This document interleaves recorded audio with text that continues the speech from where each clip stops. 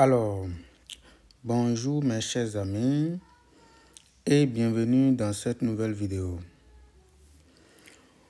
Aujourd'hui, nous allons regarder un exercice sur le concours général des lycées de la France session 2025.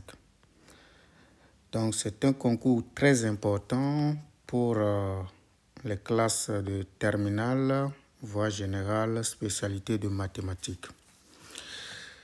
Mais ce qui m'intrigue dans ce concours, c'est l'exercice numéro 3, comme je le disais tantôt, qui va nous intéresser.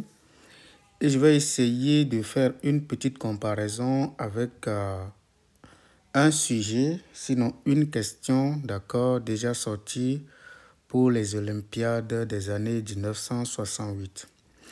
Donc, je vais montrer l'intégralité du sujet rapidement. Les premiers exercices sont un peu longs, donc je ne pourrai pas les traiter sur cette chaîne.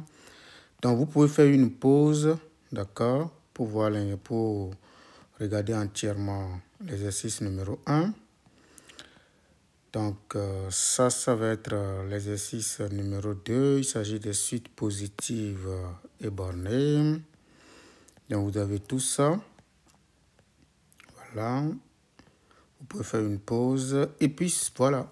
Ça, c'est l'exercice qui va nous intéresser dans cette vidéo. Voilà.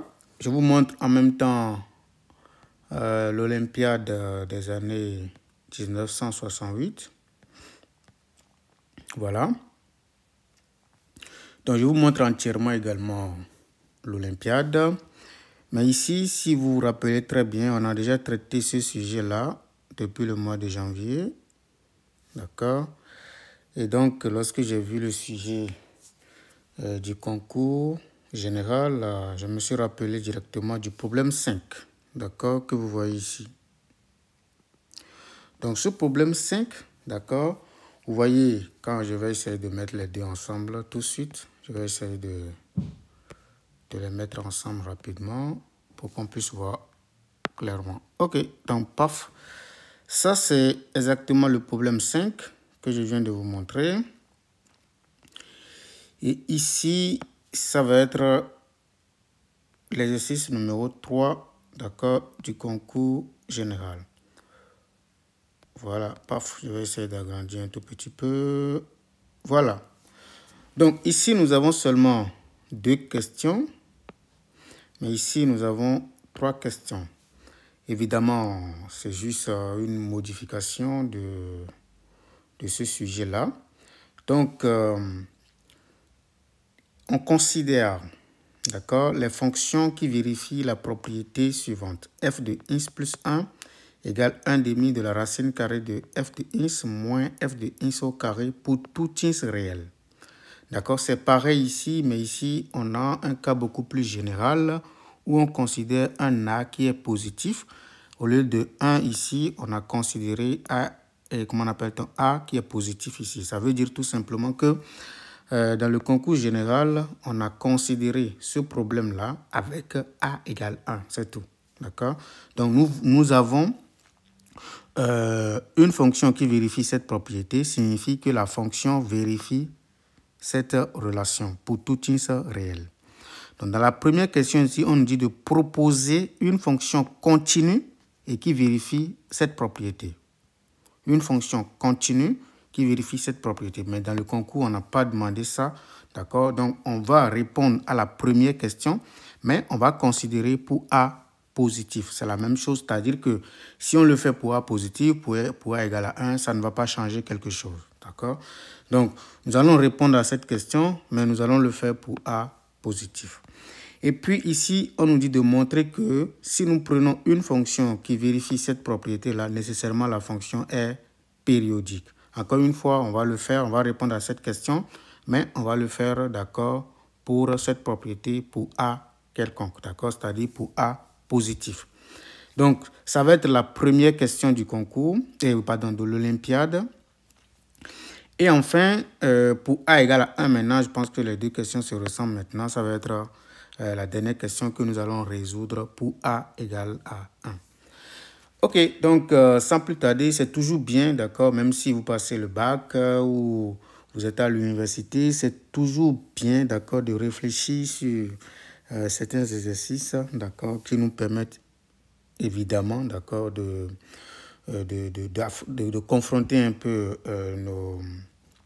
nos niveaux, c'est-à-dire regarder, d'améliorer en quelque sorte notre niveau en mathématiques. Ok, je vais prendre ça, je copie, puis je le mets juste ici. Ok, première question. On veut proposer une fonction qui est continue et qui vérifie la propriété. Mais comme je le disais, la propriété que je vais considérer ici, je vais considérer que f vérifie la propriété, je ne sais pas si je vais l'appeler epsilon, si f de x plus a, au lieu de prendre 1, moi je vais prendre a. C'est-à-dire que si dans un autre exercice, on vous donne a égale 2, a égale 3, on peut toujours le faire. Donc, égale à 1 demi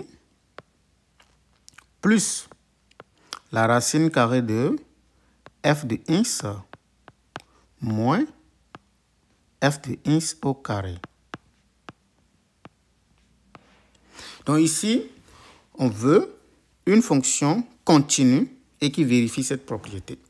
Dans la famille des fonctions continues, les fonctions continues les plus faciles à manipuler sont les fonctions constantes. Donc, c'est toujours bien lorsque vous avez ce genre de questions, si on vous dit de chercher un exemple de fonction continue qui vérifie une propriété donnée, c'est toujours bien de chercher ces fonctions-là dans la famille de fonctions constantes d'abord. D'accord? Et maintenant,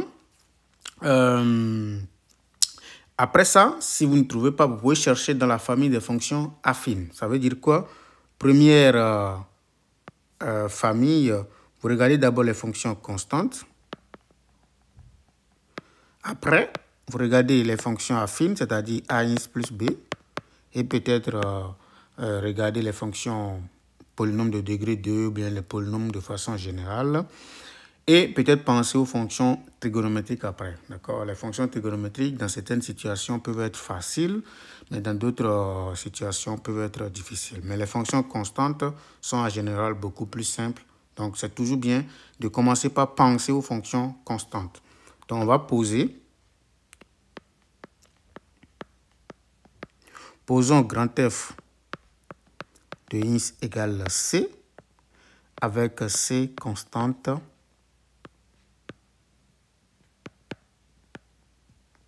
Donc, ça, c'est une fonction, d'accord, qui est tout le temps égale à une constante. Donc, on veut chercher notre objectif. On veut, d'accord, vérifier si un tel C, d'accord, existe pour que grand F, d'accord, vérifie la propriété. Voilà, je vais noter juste la propriété comme ça. OK, donc, qu'est-ce que nous allons faire? On veut vérifier, d'accord, si on peut trouver un tel C. Donc, on va commencer par calculer pour notre fonction grand F. On va commencer par calculer grand F. Donc, grand F vérifie cette propriété, d'accord, si et seulement si grand F au point x plus a est égal à 1 demi plus grand F de x moins grand F de x au carré. D'accord? Pour tout x, ça doit vérifier ce machin-là, quel que soit x élément de R. D'accord? Donc, je commence par regarder grand F au point x plus a. Grand F au point x plus a est égal à quoi? Puisque C est une constante, ça donne toujours C. D'accord? Puisque C va... Puisqu'on veut, nous on cherche, d'accord, une fonction particulière dans la famille de fonctions constantes, ça veut dire que grand F au point x plus a va toujours être égal à la constante. Donc, on va dire que grand F vérifie la propriété si et seulement si, d'accord, grand F au point x plus a égale 1 demi plus la racine carrée de grand F de x moins grand F de x le tout au carré, tout simplement. Donc, je remplace. Ça, c'est égal à C égale 1 demi plus la racine carrée de C au C, d'accord, parce que grand F de C, c'est C, moins C au carré. Donc, nous, on cherche C, d'accord. Si vous voulez, puisque pour tout mathématicien, c'est toujours bien d'éviter les fractions, je vais multiplier par 2, d'accord. Ça me donne ici 2C égale 1 plus 2 racine carrée de C moins C au carré. Donc, je vais faire 2C moins 1 égale à 2 racine carrée de C moins C carré. Donc, ça devient en quelque sorte une équation irrationnelle avec comme inconnu C. D'accord? Donc, pour résoudre cette équation, qu'est-ce qu'il faut poser comme condition? La première condition, il faut être sûr que ceci est supérieur ou égal à 0. Donc, 2C moins 1 est supérieur ou égal à 0. Et puis, on prend, d'accord, on élève les deux, d'accord, membres là au carré pour pouvoir se séparer de la racine carrée. Donc, quand je prends le carré de ceci, j'obtiens 2C moins 1 au carré, d'accord, égal au carré de ce machin qui nous donne exactement 4 multiplié par le carré de tout ceci qui nous donne C moins C au carré. Donc, la première condition, d'accord, nous dit simplement que C, donc, est supérieur ou égal à 1 sur 2. D'accord? On va juste envoyer ceci de l'autre côté qui donne plus 1. Après, on divise par 2, on obtient ça. Donc, C, d'accord, doit être supérieur ou égal à 1 demi. D'accord? Maintenant, je développe. Si je développe ceci, qu'est-ce que j'obtiens? J'obtiens, je commence par développer ceci. Ça me donne 4C au carré moins 4C, développement, plus 1 égale, je développe ici également, égale à 4C moins 4C au carré. Donc ici, nous avons C qui est supérieur ou égal à 1 demi. Puis après, ceci de ce côté-là, ça me donne 8C au carré. Après, moins 8C plus 1 égale à 0 tout simplement. Donc, je vais chercher, puisque j'ai ici un polynôme de degré 2, d'accord, en C, je vais simplement chercher le discriminant et à partir du discriminant, je vais voir les solutions de cette équation. Le discriminant, comme nous le savons très bien, ça fait B carré moins 4AC. Ça nous donne moins 8 au carré qui nous donne 64 moins 4 fois A qui vaut 8 fois C qui vaut 1. Et donc ici, nous avons 64 moins 32 qui nous donne tout simplement 32. Le discriminant étant positif, nous avons deux solutions réelles distinctes. La première solution, on va baptiser ça C1 qui nous donne moins B moins racine de delta sur 2A, c'est-à-dire que ça fait 8 moins la racine de 32 divisé par 2A, 2 fois 8 qui nous donne 16. D'accord? Je calcule d'abord C1 qui nous donne 8. C'est quoi la racine carrée de 32? Racine carrée de 32, 32 c'est 16 fois 2, donc ça fait 4 racines de 2. Donc j'écris moins 4 racine carrée de 2, le tout sur 16. Je divise, d'accord, ça fait 8 sur 16 qui nous donne tout simplement 1 demi, moins 4 sur 16 qui donne la racine carrée de 2 sur, d'accord, 4. Maintenant, on fait la même chose pour C2, comme on sait bien le faire. C2, ça fait 8 plus la racine de 32 sur 16. Et donc, ça fait 8 plus 4 racines de 2 sur 16.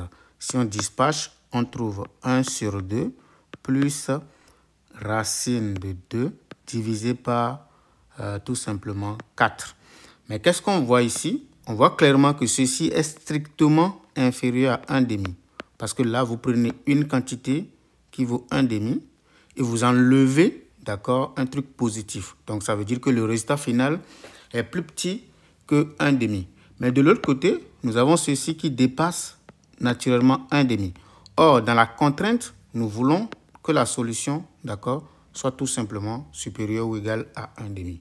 Donc, ici, nous allons dire que C est forcément égal à tout ceci. Donc, ceci est la solution du problème. Donc, ça veut dire que une fonction continue, c'est exactement la fonction qui a ins associé, ceci qui nous donne exactement ce machin. Donc, ceci est bien une solution du problème. C'est bien une fonction continue parce que les fonctions constantes sont continues. Et nous avons exactement ça. On passe maintenant à la deuxième question. Dans la deuxième question, on nous dit de montrer, d'accord, que si nous prenons une fonction qui vérifie la propriété, d'accord, nécessairement cette fonction est périodique. Encore une fois, comme je le disais, je vais considérer le problème de façon générale, c'est-à-dire comme pour les Olympiades, d'accord, parce que pour les Olympiades, nous avons cette même question qui est posée, d'accord. Donc, je vais résoudre le problème, d'accord, dans le cadre des Olympiades tout simplement. C'est la même chose parce qu'il suffit juste de prendre A égale à 1 et puis vous obtenez exactement ce que vous voyez là. Ok, qu'est-ce que nous savons sur notre fonction? Nous savons clairement que, j'écris, f de ins doit vérifier, f de ins plus a, pardon, doit vérifier cette relation.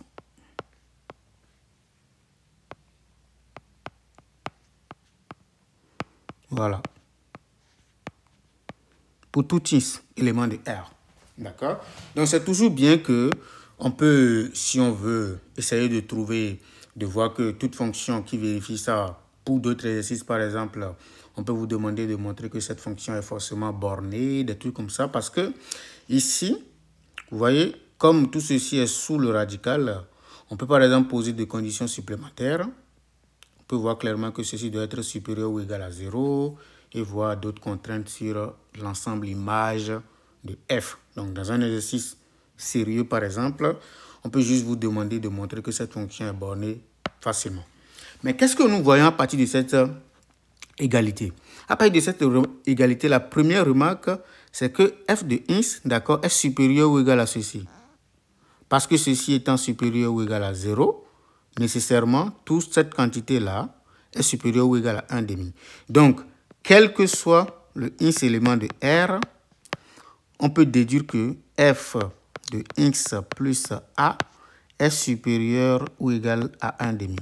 D'ailleurs, ça se confirme, d'accord, par rapport à la question précédente. Du coup, d'accord, on déduit tout simplement que pour tout ins élément de R, d'accord, si on remplace le ins qui est ici par ins moins a, vous voyez, on obtient ins moins a plus a qui nous donne alors ins.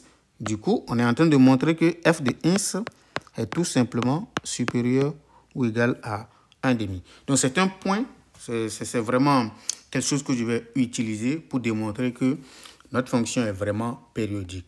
Évidemment, on peut tâtonner, d'accord? On peut essayer de tester des valeurs pour voir ce qui va vite marcher. Mais le tâtonnement, surtout quand vous expliquez quelque chose, le tâtonnement est souvent mis en cause parce qu'on peut vous dire pourquoi vous faites ça. Et puis bon, donc on va essayer de voir comment nous pouvons démontrer que notre fonction qui vérifie cette propriété-là est nécessairement périodique. Ok. Allons-y. On va faire comme dans la recherche de la fonction particulière. Dans la recherche de la fonction particulière, et qu'est-ce qu'on sait faire? On a dit que f de ins plus a est égal à 1 demi plus la racine carrée de f de ins moins f de ins le tout au carré. Donc, comme tantôt, qu'est-ce que je vais faire? Je vais essayer de multiplier encore par 2. Donc, ça fait 2 fois f de x plus a, d'accord, est égal à 1 plus 2 fois la racine carrée de f de x moins f de x, le tout au carré. Donc, je vais retrancher moins 1. Ça me donne 2 fois f de x plus a, bien entendu, moins 1, d'accord, est égal à 2 fois la racine carrée de f de x moins f de x, le tout au carré. Maintenant, on va prendre les carrés, comme on le sait déjà. On sait déjà que tout ceci est positif. D'accord, on peut prendre les carrés. Donc, on obtient 2 f de x plus a, d'accord, moins 1, tout ceci au carré, nous donne exactement 4 facteurs de f de x moins f de x au carré. Bon, ici, qu'est-ce que je vais faire? Je vais essayer, d'accord, de factoriser par moins 1 ici. Et donc, on obtient moins 4. D'accord? Ou, si on veut, on peut rapidement développer. Ça nous donne, alors, 4 f de x moins 4 f de x au carré. D'accord? Et donc, ici, nous obtenons moins facteur de 4 f de x au carré moins 4 f de x tout court.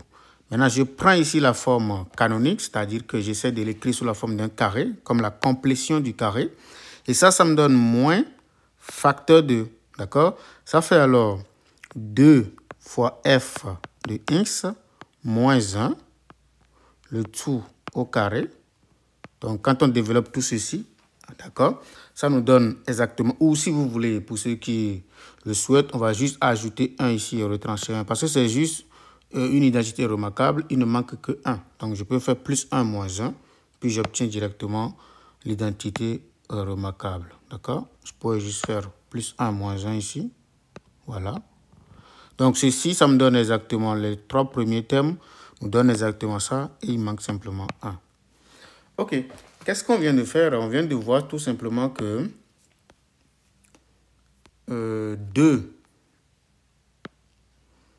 f de x plus a moins 1, le tout au carré, est égal, donc je développe, est égal à moins, d'accord, 2 f de x moins 1, le tout au carré, moins 1 fois moins 1, ça me donne plus 1. Du coup, je vais simplement dire que 2 fois f de x moins 1, le tout au carré, n'est rien d'autre que, d'accord, ça fait quoi? 1 moins, entre parenthèses, 2 f de x plus a, d'accord, moins 1, le tout au carré, tout simplement. Maintenant, je vais récupérer ceci parce que c'est positif, comme 2 f de x moins 1 est supérieur ou égal à 0. Je vais simplement dire que 2 fois f de x moins 1 est égal à la racine carrée de tout ce machin, qui n'est rien d'autre que 1 moins, entre parenthèses, 2 f de x plus a, le tout au carré. Il manque 1 moins 1 ici, sorry. Voilà. Moins 1, le tout au carré. Voilà. Donc, nous avons maintenant cette affaire-là, que je peux essayer de dire que ça fait 2 fois f de x maintenant est égal à 1 plus tout ce machin. Je développe rapidement. Si je développe, ça me donne quoi? Il y a 1 ici, 1 également ici. Ça me donne alors 4, d'accord? 4 f de x plus a au carré, d'accord? Voilà, moins, plus 4 f de x plus a. C'est juste un développement, d'accord? Ok, je récupère maintenant ça, ça me donne 1 plus 2. Je prends 4 en facteur, ça fait 2 racine carrée de f de x plus a moins f de x plus a, le tout au carré, tout simplement. D'où, qu'est-ce que je viens de faire? Je viens de démontrer que f de x n'est rien d'autre que 1 demi plus, donc je simplifie les deux, plus la racine carrée de f de x plus a moins f de x plus a le tout au carré. Mais en réalité, quand on applique maintenant la définition, d'accord, de f, puisque f vérifie une propriété donnée, à chaque fois qu'on fait f de x plus a, qu'est-ce que ça donne? Or, f de x plus a, en réalité, c'est égal à 1 demi, d'accord, plus la racine carrée de f de x moins f de x le tout au carré. Donc, il y a une ressemblance ici, quand vous regardez très bien ceci. Donc, quand on regarde ça, on peut simplement voir clairement que ceci n'est rien d'autre que, donc on va simplement faire une translation ici, f de x plus a, f de x plus a. Donc, quand on remplace ici f de x et le x, pardon, ici, si on substitue le x ici par x plus a, on voit clairement que ça donne exactement ça. D'où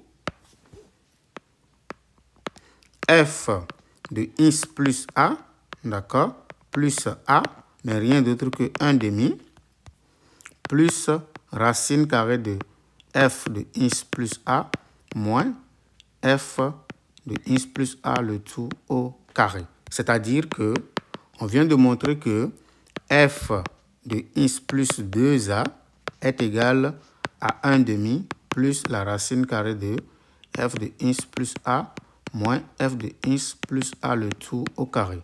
Conclusion, on a montré que f de x, d'accord, est égal à f de x plus 2a. D'où f de x est égal à f de x plus 2a. D'où la fonction f est périodique. D'où f est périodique. D'accord? Et une période, c'est égal à 2a. C'est tout. Voilà un peu comment nous pouvons montrer que, d'accord, notre fonction est périodique. Il s'agit simplement de partir de la relation qui est donnée et justifier que f de x peut s'écrire, d'accord, en termes de ceci, en termes de f de x plus a. Et donc, nous avons ceci qui ressemble exactement à la propriété vérifiée par f au tout début. Et donc là, on va simplement exploiter cette formule-là et constater qu'en réalité, à la place de x, nous allons simplement remplacer x plus a et nous avons x plus a qui donne alors f plus 2a. Et c'est exactement ça. Ça veut dire que nous avons une fonction qui est périodique. Maintenant, dans la dernière question, qui est la question la plus intéressante, on nous dit maintenant de proposer une infinité de fonctions continues f qui vérifie notre propriété, non seulement notre propriété, mais le f de 0 doit être égal à 1 demi. Ça répond directement, d'accord, à comment on appelle-t-on, à l'énoncé, c'est-à-dire ce qui est demandé dans l'Olympiade, parce qu'ici, on nous dit de déterminer, de donner un exemple de fonction non constante. Donc, on veut juste un exemple de fonction non constante. Or, dans la famille de fonctions constantes, nous avons déterminé qu'il y avait une seule fonction constante qui vérifiait ça. C'est ce qu'on avait donné dans la question numéro 1. D'accord?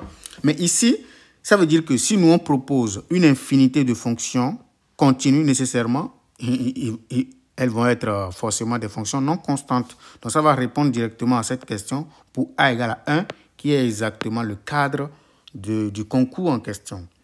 OK. Donc, pour proposer ici une infinité de fonctions, je vais utiliser une petite remarque ici, ce que nous avons fait ensemble ici, je vais l'utiliser. Regardez bien cette relation que nous avons démontrée ici. Cette relation que nous avons démontrée. En réalité, il y a quelque chose qui se cache ici.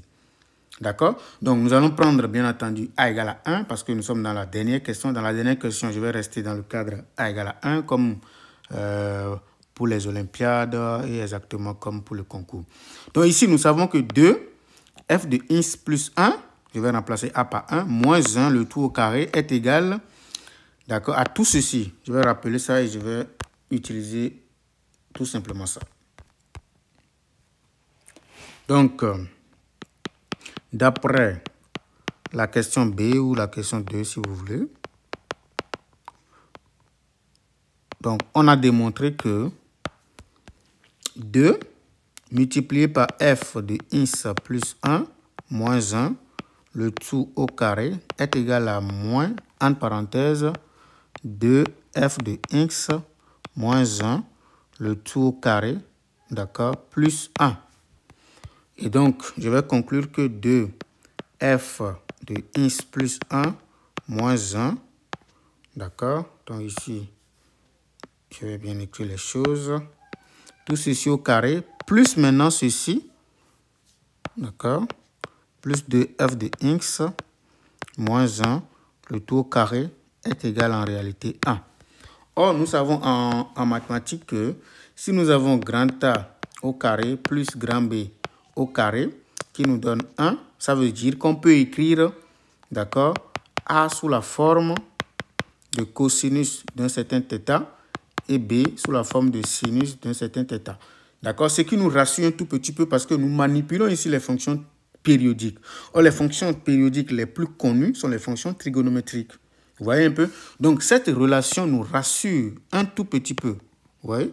Cette relation-là nous rassure un tout petit peu. Ça voudra dire que ceci peut s'écrire sous la forme d'un certain cosinus d'un θ. Puisqu'on le fait pour n'importe quel x, ça veut dire que ce θ dépend de x en fait. D'accord? Pareil ici, ceci dépend, ceci de le 2f de x moins 1 va s'écrire sous la forme d'un sinus, par exemple, de θ x. Donc, je vais conclure ici que donc 2f de x moins 1 va s'écrire sous la forme d'un sinus, d'accord, de θ x tout simplement. D'accord? Mais puisque je sais que ceci est tout le temps positif, alors que ceci n'est pas forcément positif, qu'est-ce que je vais faire? Je vais simplement prendre la valeur absolue ici. D'accord? Je prends la valeur absolue pour rendre tout ceci positif. Mais qu'est-ce que nous savons? Nous savons qu'en 0, en 0,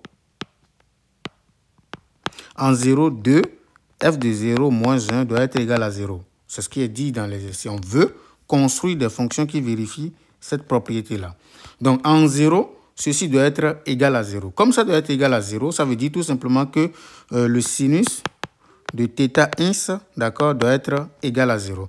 Donc, la forme qu'on peut donner à θ x, ça va être une forme qui va être linéaire. Si on veut espérer conserver la périodicité de la fonction sinus. Parce que dès qu'on prend la fonction quadratique pour θ x, vous allez voir qu'en réalité, ça peut déconner au niveau de la périodicité. Donc, on prend, parce que nous voulons construire en fait. Donc, on va prendre θ x sous la forme linéaire. Donc, on le prend sous la forme alpha x. Dans ce cas, on est sûr que quand nous allons déterminer f de x, toutes les fonctions qui sont sous cette forme vont forcément être non seulement continues, d'accord, mais vont vérifier la condition f de 0 égale à 1,5. Donc, ici maintenant, je vais dire que 2f de x désormais, moins 1, n'est rien d'autre que la valeur absolue de sinus de alpha x, d'accord, tout simplement. Je vais tirer maintenant f de x. Donc, je vais dire que f de x, ça fait 1 plus la valeur absolue du sinus de alpha x, d'accord, divisé par 2. Donc, ça, ce sont les fonctions que nous voulons, d'accord. Premièrement, c'est-à-dire, ce sont des fonctions qui sont continues, d'accord. Deuxièmement, ces fonctions vérifient f de 0 égale à 1,5. Mais ce n'est pas suffisant parce qu'il faut que ces fonctions-là vérifient la propriété de départ. Donc, c'est-à-dire que quoi? Il faut que f de x plus 1 donne exactement 1,5 plus la racine carrée de f de x moins f de x au carré. D'accord? Par définition. Donc, il faut que le f vérifie cette propriété. Je vais commencer par calculer f de x plus 1.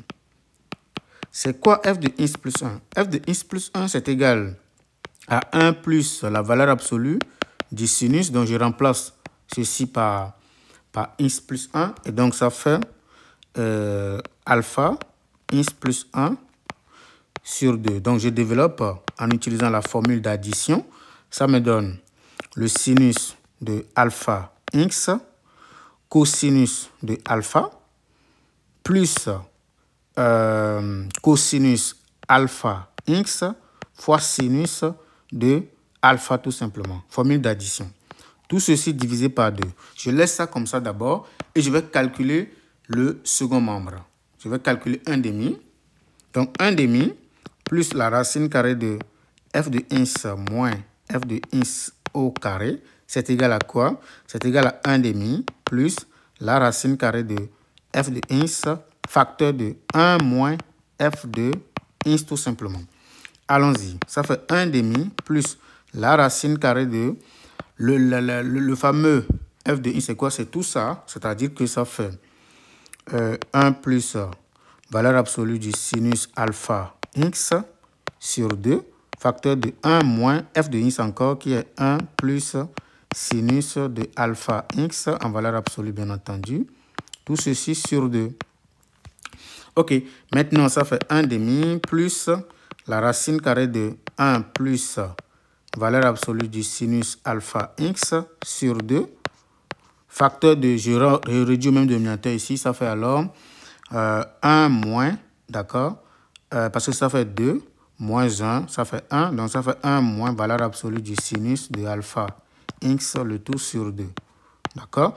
Donc ça fois ça, ça me donne 4 que je peux sortir, ça fait 1 demi, plus 1 sur 2, racine carrée de, ça fait 1 au carré moins sinus carré, d'accord, de alpha x, tout simplement. Voilà, nous avons ça. Mais à cause des belles propriétés de la trigonométrie, nous savons que ceci donne cosinus carré, donc ça me donne en réalité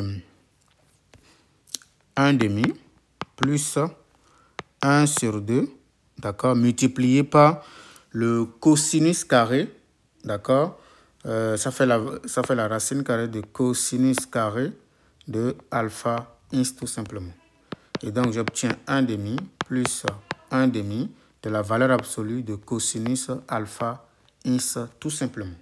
Donc, ça, c'est le second membre. Or, le premier membre, n'oubliez pas, c'est ce que ça donne. D'accord? Je rappelle ça. Donc, je peux rappeler f de x plus 1 rapidement. C'est quoi f de x plus 1? Nous avons constaté que c'est 1 demi plus c'est ça ici, d'accord, plus 1 demi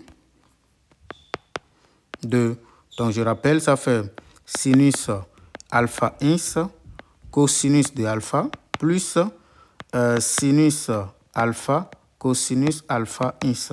Donc nous, on veut que tout ceci nous donne exactement ceci. Donc on voit clairement qu'il suffit en réalité que ceci que nous voyons ici donne 1, d'accord, et que le cosinus d'alpha donne 0 tout simplement. Vous voyez? Donc si cosinus d'alpha donne 0, tout ceci s'annule et il va rester simplement, dès que le cosinus d'alpha donne 0, nécessairement le sinus d'alpha, c'est soit 1, soit c'est moins 1. Mais si c'est moins 1, c'est bien parce qu'il y a la valeur absolue. Donc on s'en fout en réalité des valeurs prises par sinus d'alpha. Il suffit que le cosinus d'alpha donne 0. Donc pour avoir f de x plus 1 égale 1 demi plus la racine carrée de f de x moins f de x au carré, c'est-à-dire pour que le f vérifie la propriété en question, il suffit que le cosinus de notre alpha donne 0, c'est-à-dire que alpha est sous la forme pi demi plus kpi. Vous voyez, c'est tout avec k élément de z. D'où nous allons écrire maintenant notre fonction sous la forme, ça fait alors 1 plus le sinus, la valeur absolue de sinus 2. Donc, je vais écrire correctement les choses. Donc, je mets crochet ici. Ça fait alpha qui est désormais pi demi plus kpi appliqué en x tout simplement.